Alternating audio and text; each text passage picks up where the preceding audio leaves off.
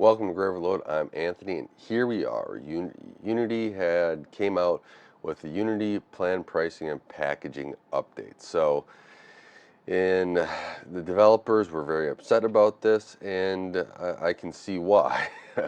um, I think Unity here was trying to, enhance their bottom line. The CEO is from EA, and so if you look at some of those parallels of what happened, I highly suggest you go take a look.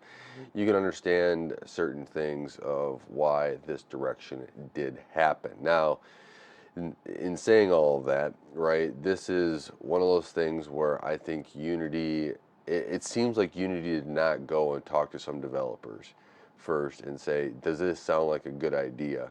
And if they did, they completely ignored them because there's no way they would have came out with this after that. But if that's the case, this is the direction that Unity is going to go, and take that into consideration. There are other engines out there, and hopefully, I hope more will pop up after this. I think that there would be opportunity here for them. I mean, you have Unreal Engine, as well, but here, Unity is a big engine, right? A lot of people use it for a lot of different things too, and this is one of those things where these extra fees, and we can take a look here, can be a huge detriment to especially a small development house that's getting their game out, and now they are pressed up against it. Can really stifle for them, maybe an advancement in the game, maybe even another game that they're going to come out with, which if you're like me, you like to play, you like to look at different games, like to play games, like to enjoy them, and you test them out. If they're testing them out, right? And maybe we don't like all the games out there. Everyone has their pick of games, of what they like to play, and you just try it out. If they're over a certain threshold and everything, is that a negative to that gaming company? Which is, on a trial basis, I didn't really see anything for that in this runtime fee. That could have been a huge detriment. And, I like supporting all these smaller game companies, especially when they come out with a really good game. Love enjoying it, but to hit them like this, I didn't think that was, again, did you talk to anybody, Unity, before coming out with this, right? And they have the editor's note here on their blog, right? We have heard you. We apologize for the confusion, the angst, the runtime policy, the the the runtime fee policy we announced on Tuesday caused. We are listening and talking to our team members, community, and customers and partners willing will be making changes to the policy. We'll be sharing an update in a couple of days. Thank you for your honest and critical feedback. I'll probably have an update there, depending upon what they do. This is, again, did you not talk about your community and your customers beforehand?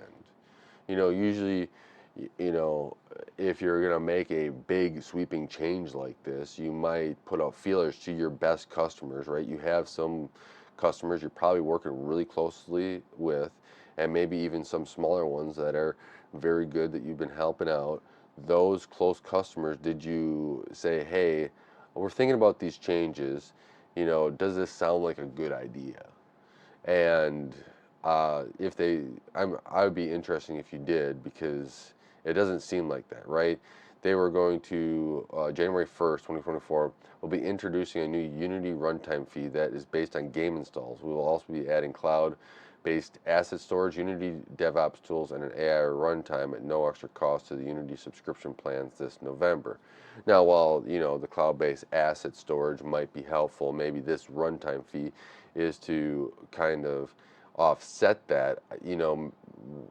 What if that was just an upfront cost? Now, maybe they're hoping that runtime fee is a long enough area where they keep getting this in, but this almost seems like microtransactions, but now you're doing it from a um, engine side, based upon game installs. And as you can see here, right, there's going to be a threshold for the revenue, right? And install. So you have to, one, the game has passed a minimum revenue threshold in the last 12 months, and two, the game has passed a minimum lifetime install count. We set the revenue and game install thresholds impacting those who have yet to find scale, meaning they don't need to pay the fee unless they've reached a significant status, which is fine until you release that significant status, and then it depends upon how much that's going to pay, how big your developing team is, right? To see if you're really viable. That whole team for the game now would have to change based upon this. Now they have they say flexibility and discounts for Unity Personal, Pro, and Enterprise. And I'm sure that the enterprise side of things, they do have more resources to go to someplace else, to another game engine to redevelop that. So that could be an option for them. But there's also with the smaller ones, they don't have as much. So if they're already developing a game, to switch an engine, right, is not just, oh, we swapped it, right? You have to do work. And this can cause, delays if they wanted to switch. This can cause, loss of revenue, basically, right? Because they can't get the game out as fast. So these things are a uphill battle, and Unity understands that, uh, some of these people would leave, but there's a lot of them, stuck right now, and they would be able to just be able to push this down. Now, them going back on this a little bit and working with it, it'll be interesting to see, but it does seem like we're moving to a microtransaction type thing for the the runtime fee side of things of using an engine, which is quite disappointing, right? This is just one other thing in your game that, not only do you have DRM, now you have this. Uh, our game's going to ever work after after a certain time period, which is sad to me because I think games, I really enjoy going back and playing old games, and especially on new hardware, it's kind of fun, and playing them and enjoying them again. At some point, do these games with all these fees and DRM and everything else just become unplayable at a certain time in the future, and we lose a whole section of games in history, which would be, kind of devastating, right? Kind of very, very sad to see, because a lot of these are, creations that should be played again and enjoyed again, instead of just after a certain time period basically disposed of. That's and forgotten. That's we'll have reminiscing memories if that happens, and be like, oh, you remember this game? It was so fun to play. I wish I could play it again. I really hope that doesn't happen, but we'll see. Um, there's a fee reduction for use of Unity services, right? Trying to get you all in there, right? New service and tools, no seat, pricing change. They're trying to keep the pricing the same. They are, what it does seem what they're trying to do is, keep you in the the Unity ecosystem, and then just slowly increase what you'll be paying for over time. Now, maybe this is just a step too far, right? And they're going to walk it back to a certain amount. But does everyone believe that they will not do something else in the future? Does everyone think that they will be, hey, this is where we're at and this is where we're staying? I think over time, what is going to happen, you look at kind of the CEO's lines of EA, and over time, there's going to be a keep walking down of what they can do, of what they will do. And that's going to be a decision now, I think a lot of people are going to be making down the line of what is there that a lot of developers and a lot of people that use this, is there a limit? Do we have to start looking elsewhere in order to make sure that for the longevity of this, it's going to be a more viable product?